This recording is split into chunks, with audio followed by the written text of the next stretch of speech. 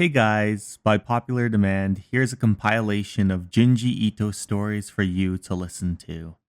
Anyways, I hope you all enjoy. Story number 1. Today's story is about an ordinary young man, just like you or I. His name is Koji. It was a dark and stormy night, and Koji was aboard a fishing ship in the middle of a voracious storm.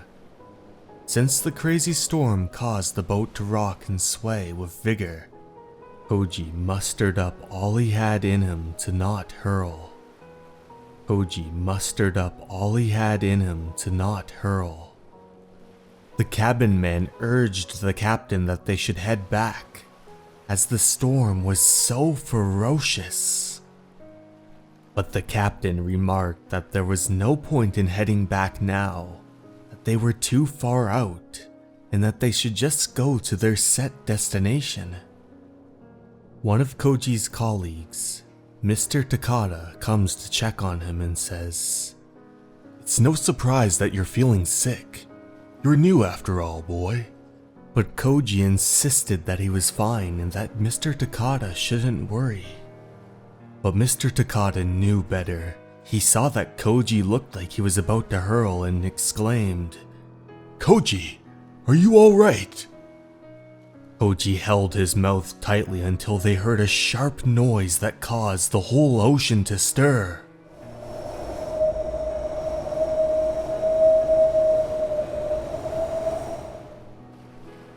The members of the crew begin to question what that noise is. One of the crew members explains that the noise sounds just like a siren. The more they think about it, the more they question it. What would a siren be doing out in the middle of the sea like this? Not to mention the fact that the sound seems to be coming from the open water. The sound of the siren rages on as the crew members try to stay sane, and Koji hangs on for his dear life. The power of the storm causes the boat to rock back and forth until all of a sudden, it's calm. The storm and the siren that accompanied it, it's gone. That's when Koji looks over to see that his crewmates are heaving and hoeing something onto the ship. It seems that they have something big. Perhaps they got a big catch. As the crewmates tug, they explain this is the biggest haul they've had in years, perhaps in ages. They call Koji over and beg him to come help. Together the men call, "Heave!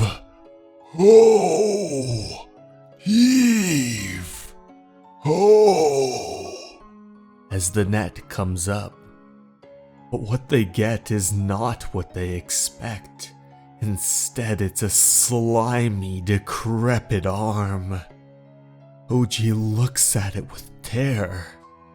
As the crewmates pull more and more of the figure begins to emerge, until a slimy face is revealed that has boils and warts all about, not to mention the flesh dripping off the bone. Koji screams at the top of his lungs, "Ah!" But as the members of the ships continue to pull, more dead and rotting corpses emerge. Why are none of them saying anything? Why is only Koji concerned? But they continue to pull. They once again recite, "Heave! Ho! Heave! Ho! Heave! Heave! Ho!" And even as they throw the corpses smack on the deck, to Koji's surprise, they still don't seem to notice. Now that the net is fully on board, they all bask in glory, proclaiming, "What magnificent tuna! Ha ha ha ha ha!" The group of them laugh together, but not Koji. He wonders what's wrong with these men. Have they become deranged at sea? Mr. Takada sees his perturbed face and asks what's wrong. Mr. Takada, weren't those human bodies? Human bodies? Don't be absurd, my boy. Come on, these are, What? Those are human bodies! How could we have not noticed? In that moment, everyone goes blank. They can't fathom how they couldn't have seen what it was before.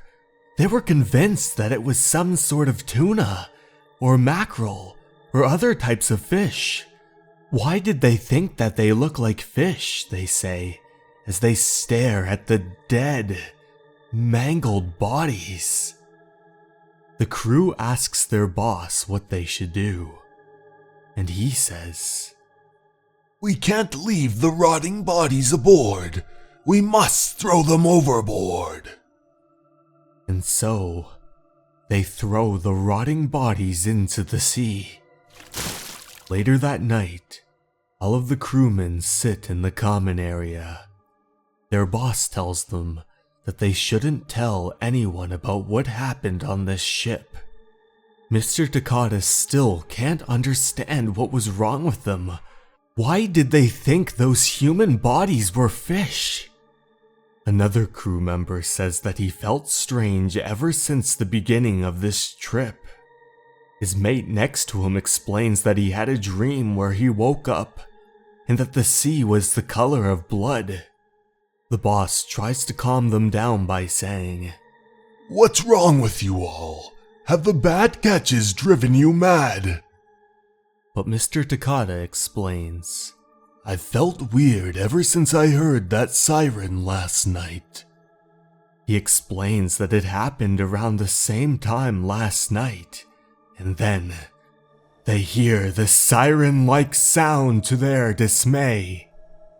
The ocean begins to twirl and stir, matching the frequency of the siren. The crew members begin to panic. "It's the siren again! The siren!" they scream. "Mr. Takada, what is that siren?" The group of them clutter together and Mr. Takada explains, "That sound is strange. It's almost grating. Perhaps it's a demon of the sea." "What? A demon?" Koji says. "There are tales of sailors on the sea who hear voices calling out to them. They say this is the voice of the siren, the demon's voice. Koji, you must not listen. Cover your ears at once." The water begins to swish and stir, but then the crewmates say something weird. They believe that they have a big catch again, that they need to man the decks and pull it up. Why aren't they hiding? Why aren't they covering their ears? And so, they follow the boss's instructions to go to the nets and pull them up. Koji can't understand. It's as if the men have lost their minds. Even Mr. Takada, his eyes, they have been completely consumed by white. Koji calls out to him, "Mr. Takada! No! Don't go!" But once again, the crew members begin to heave and ho. And then, to Koji's surprise, the crewmates pull up the most wretched haul of them all. It's filled with all of those awful corpses, equally rotting from the inside out, their mouths agape as if they were screaming in terror, screaming in agony, screaming for help.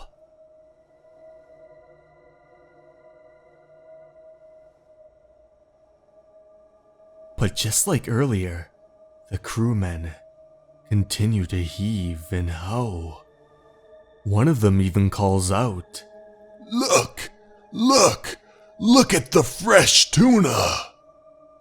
But it's not tuna at all. It's nothing but those dead, rotting, decrepit bodies. But then, the bodies begin to rise, moving towards the crewmates. Koji says, "What? Corpses? They're corpses!" The bodies begin to chase down the crewmates, as the crewmates slowly back up, realizing that they're pinned to the edge of the ship. They scream in terror as the corpses begin to overrun them. There's no escape now. All that is between them is the corpses, or the rogue waves below. In their struggles to escape, many of the men fall overboard, but the corpses follow. Koji tries to escape with all his might. He moves into the cabin room and slams the door behind him. But it seems the end is imminent. The corpses press their faces against the window. They stare at him with their creepy smiles, as if staring into his very soul. The corpses break through the window.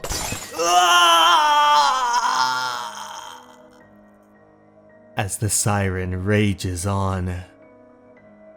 Then, just like before, the ocean calms, and the siren sound has fully dissipated. But what happened to our hero Koji, our protagonist?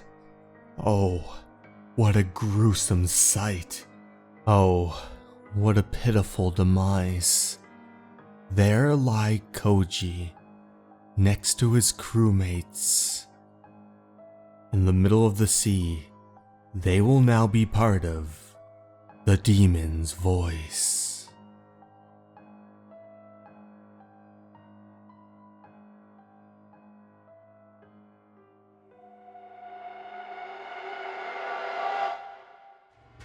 Story number 2.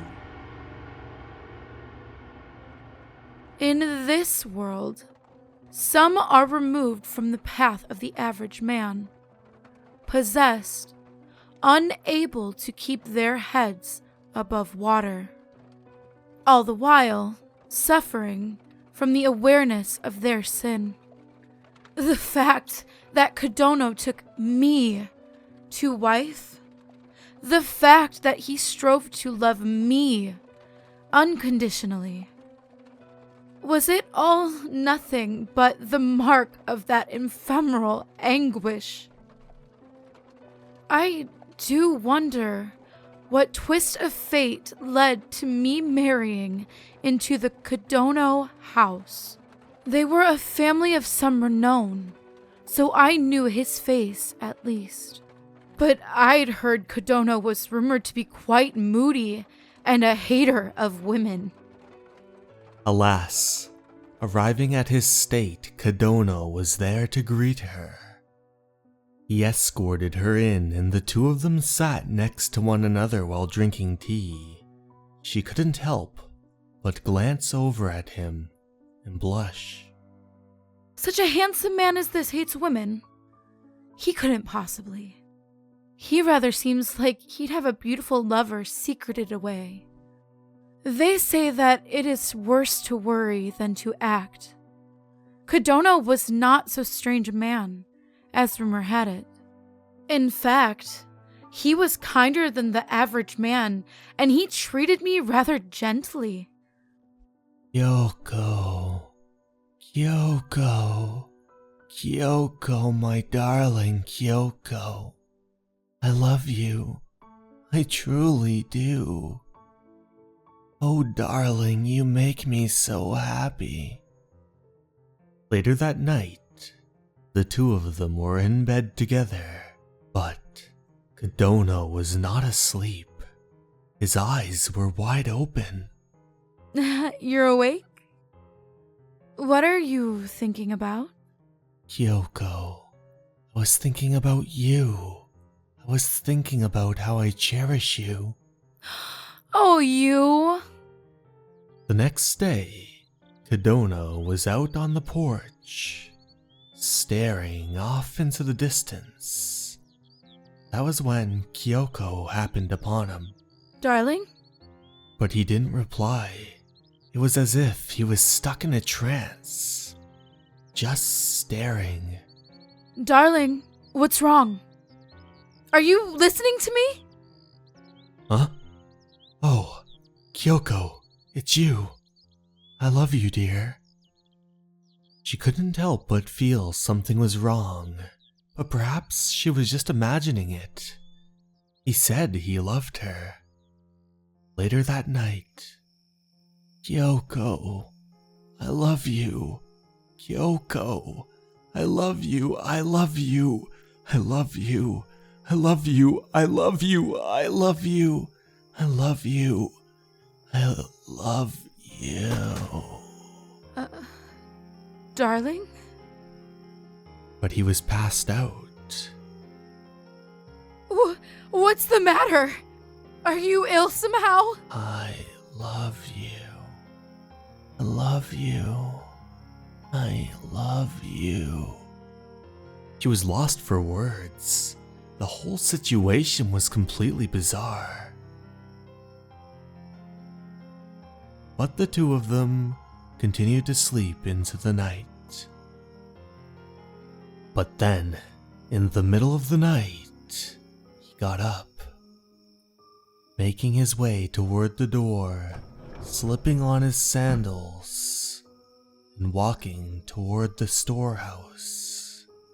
He opened the door, went in, and slammed it behind him. But little did he know, Kyoko was tailing behind him. He keeps sneaking into the storehouse at daybreak lately. What on earth for? It can't be. He can't have another woman. She decided she was going to get to the bottom of this. She opened the storehouse and saw a stairwell leading toward an attic. She glanced over and wondered if she should be meddling in his business, but she had to know. She crawled up, making her way to the top until she was just below. Why would he lock it?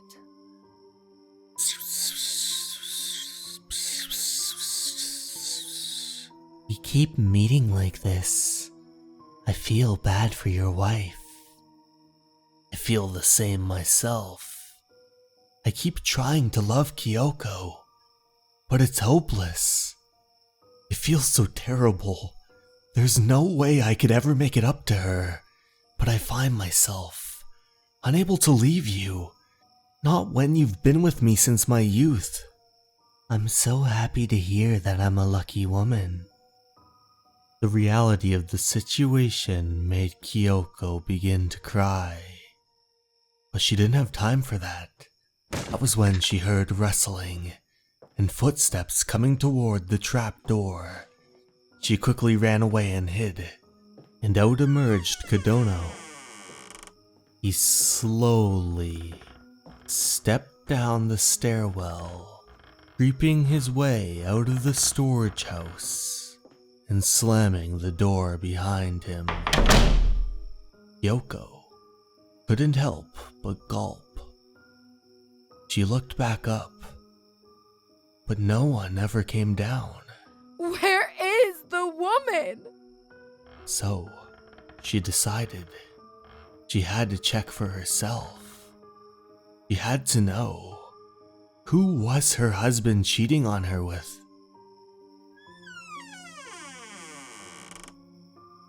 The storage room was gargantuan, housing all kinds of amazing and valuable relics. Where is she? I looked in every nook and cranny on the second floor, but I couldn't find so much as a hole through which a single mouse could escape. From then on, I slipped into the storehouse in the middle of the night any number of times, and the whispered intimacies of my husband and his lover filled my heart with such despair. I took all kinds of pains to try and see the woman, but I never caught so much as a glimpse. The next day, she found him once again plopped at the same spot, staring into the distance. Darling, perhaps some kind of living spirit had bewitched Kodono. Gloomy by nature and reminiscent of a snake, Kodono. Perhaps he was susceptible by possession by the fantastic. And then, one night, I noticed something strange. Huh? That's the sound of a lid closing and a lock being locked. I think I've heard this before too. The only things on the second floor that would make that sound like that are the chests. The next day, Kyoko snuck into the storehouse, made her way up and searched around. That was when she seen a chest. She used the nearby key to open it. Nothing seemed to be out of the ordinary, just clothes and pots and pans. She used the key to open the section below. And that was when she came across a box. It read, "Stowed." This had caught her eye, and so she slowly opened it. And inside, she found some sort of doll. It was remarkably lifelike, its skin a flushed white. The sight caused sweat to drip down Kyoko's cheek. She turned away and shut the box. Could such a thing as this be called a flash of inspiration? In that instant, my suspicions of the previous days were completely undone. The sheer verisimilitude of it was such that it made me gasp and shudder. What exactly was this? My husband was in love with a cold, lifeless doll? I love you. I love you. I love you. I love you. I love you. You are the only one that I truly love. I'd be a wreck without you. With Kyoko, I'm simply a wreck. I'm filled with such joy when I'm with you. Kissed the doll on the lips. And then he unclothed it. Did all kinds of devious and perverted things. I love you. I love you. I truly love you. You beast! You disgusting animal! The next night was like every other. The two of them sleeping in their bed. Just like usual, at the same hour, he would awake, make his way into the storehouse, up the stairwell, into the attic, into that box, waiting for his beloved doll. But that night, he found the doll completely destroyed and mangled. How long did I sit there that night? I waited and waited, but my husband did not return. Once he saw the broken doll, there should have been nothing left for him there. So why did he not return? Perhaps his partner was not actually the doll, but instead a living human being. Strange, the trap door is open. What she saw caused her heart to drop. Kodono had lacerations all over his body.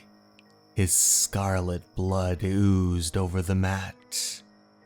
In his hands was that wretched doll, the doll that he loved so much. But that wasn't the worst of it for Kyoko. In my husband's arms, The doll wore an eerie smile in the throes of death. A fiendish love. An unearthly love. Those who feel such a love are numbed to their very souls by the mysterious pleasure, while they struggle with endless frustration, censored by the pangs of conscience of their boundless crime.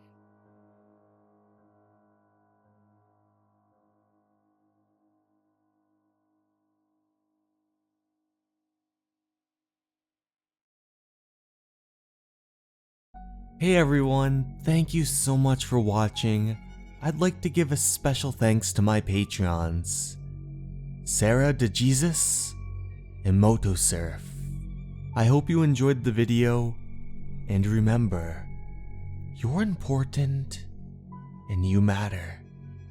Have a good night everyone. Goodbye.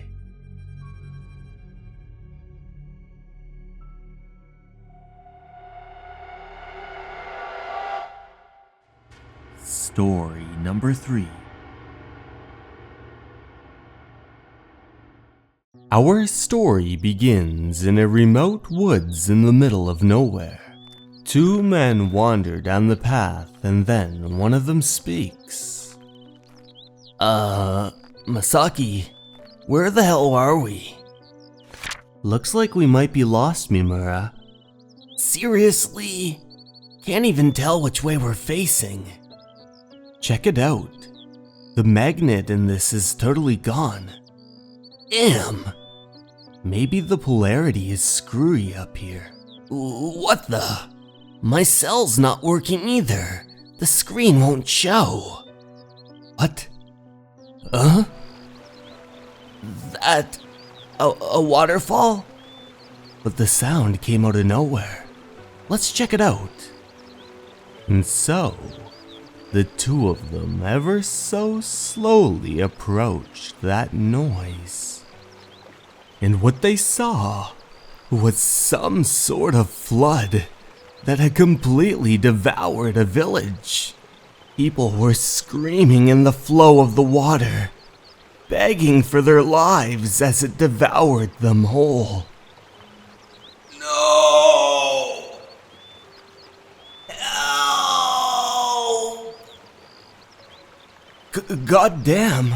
Look at that flood! There's nothing we can do in that current. Shit! Cell's still out. But the more they watched in horror, the river and flood raged on. The current seemed to be picking up more and more, pulling a woman underneath as she begged for her life. We gotta do something. Isn't there anybody we can help? Something's not right here. It hasn't even rained. How could it be flooding? A dam must have burst nearby. The two of them looked over, and what they saw was that the water was completely gone. What happened to the flood? Is it over already?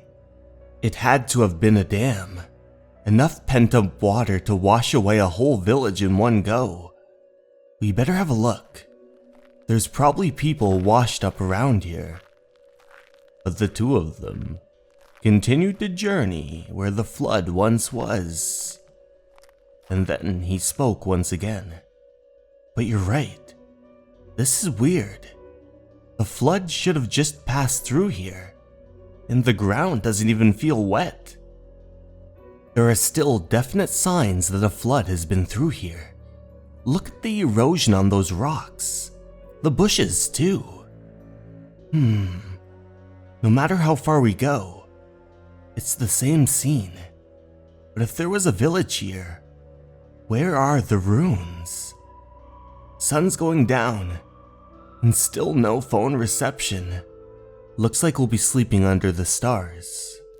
As the night went on, the two of them managed to start a fire that would warm them up and also provide them with necessary light to fight the looming darkness.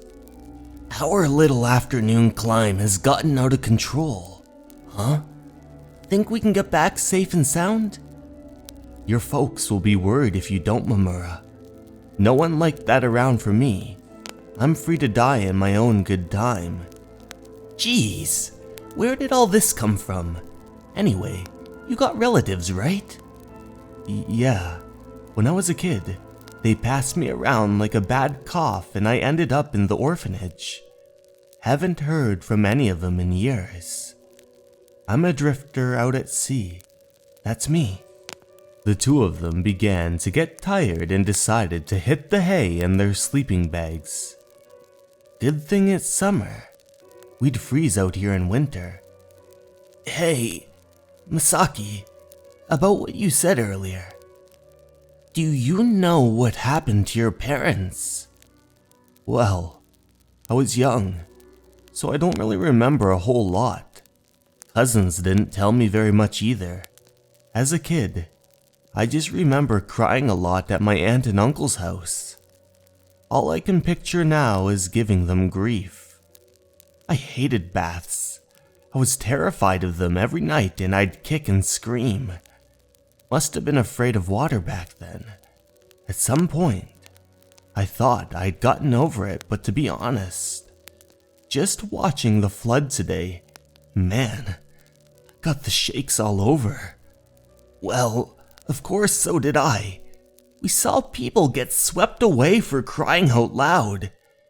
Anyway, we'll get an early start in tomorrow and see what we can do. The next day, the two of them continued to hike. The land here just feels wrong. Look at the grass, it's all going in the same direction. I thought it was because of the flood yesterday, but that doesn't explain the weird way it's leaning. As the day went on, the two of them decided to take a rest at a nearby rock. I'm wrecked. Can we stop for a bit? Yeah, sure. But then, they heard that noise again. What the? It's that sound again. It's getting louder and louder. Where is it coming from? Upriver. Holy! It's a flash flood! Run for the bank! And so, the two of them ran as their lives depended on it and made one final jump. Thankfully, they were able to grab onto the escarpment. That was close. But what the hell is going on? A flood today just like yesterday. Oh God, look at that! And as they looked behind them, once again, an entire village had been swept by the flood, a myriad of people drowning in the nearby current. Help! Save us! How did this happen? Another village and its people getting washed away. But then, they saw a woman in the water. She was scrambling to stay afloat. She looked at them in the eyes as her screams bellowed. Hey, Masaki, I've seen that girl somewhere before. So have I. It's a repeat from yesterday. What the hell is going on? I'm gonna film this, just in case. He pulled out his camera and began to video the wreckage. An old man, cattle, and buildings flying by. Until, eventually, the water dried up. They couldn't believe their very eyes. Just like that, the water was instantly gone. Alright, it's past. Let's play it back.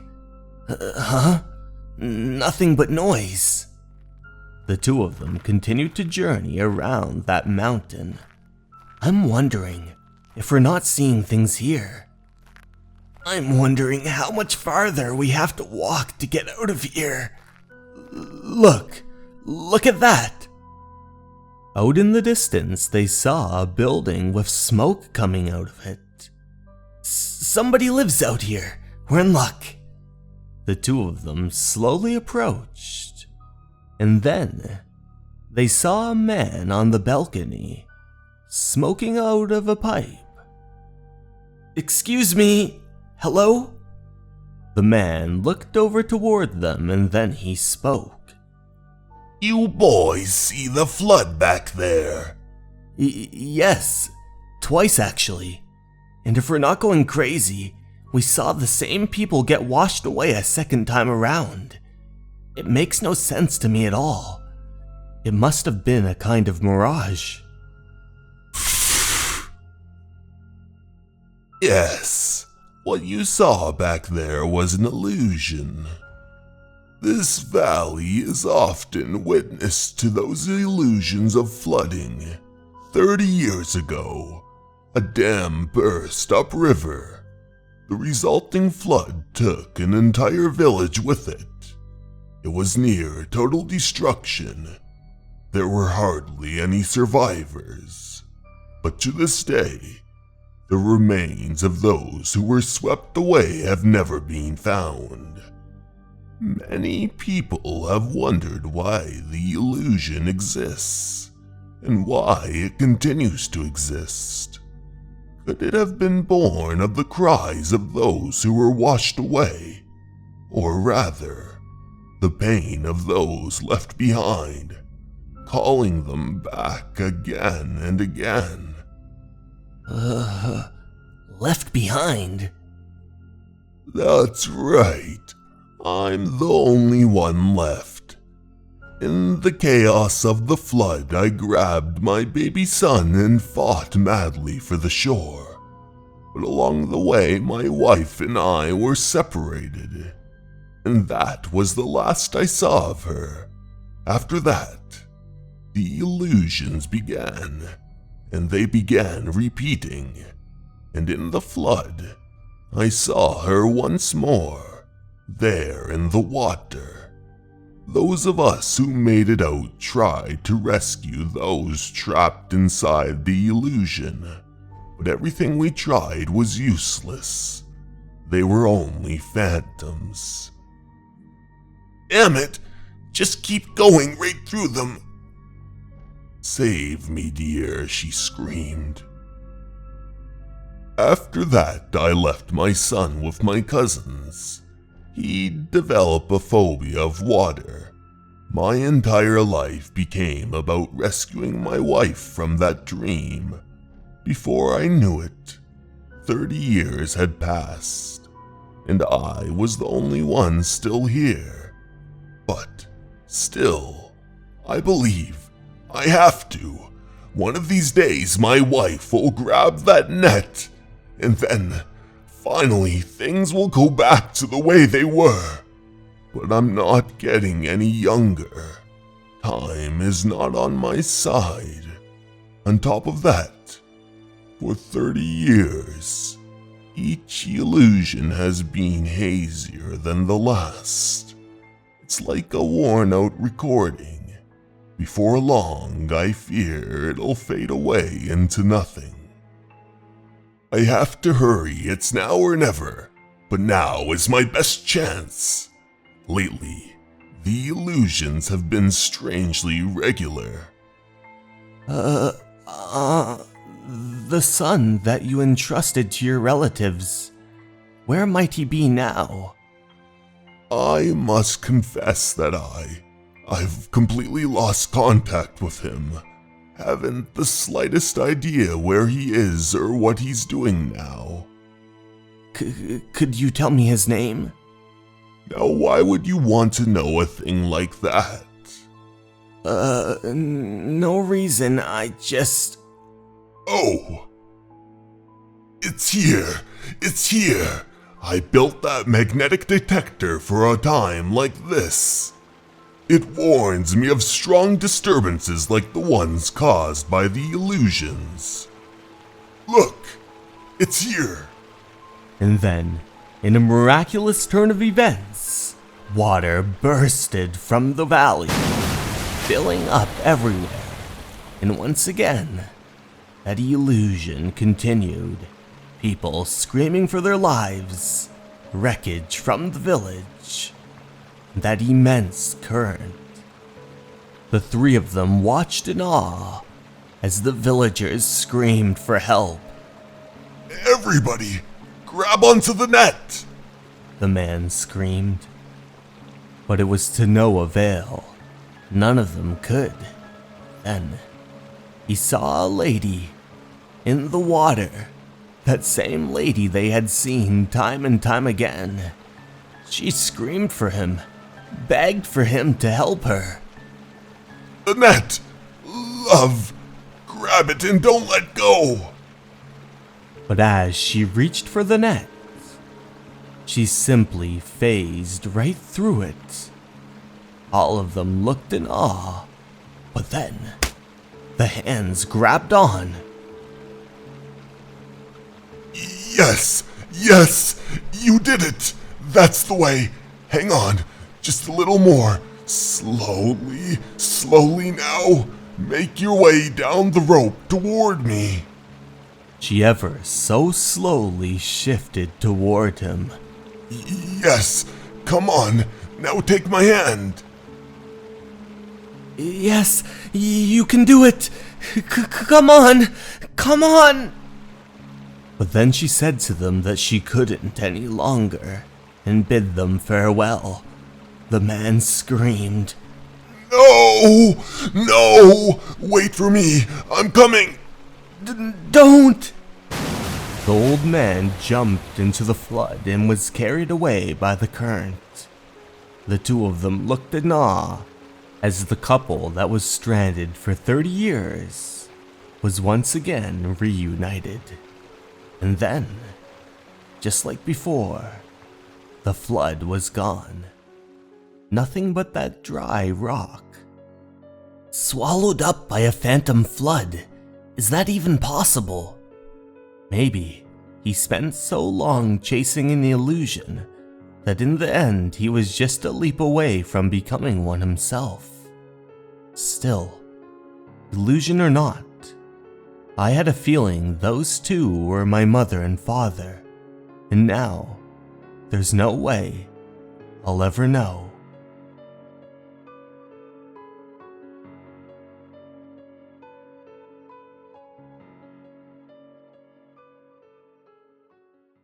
Hey everyone! Thank you so much for watching. I'd like to take this time to give a very special thanks to my Patreons and YouTube members. Sarah De Jesus, Motosurf, Leo, Basin Animus, and Alleyway. Thank you so much for watching everyone, and remember, you're important and you matter. Have a good night everyone. Bye.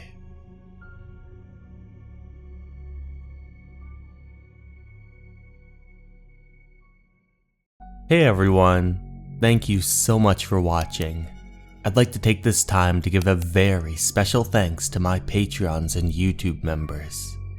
The Last Sin Eater, Motosurf, Leo, Minue, Kago, Louise V, and Lady Scare. Thank you so much everyone, and remember, you're important and you matter. Have a great night everyone. Goodbye.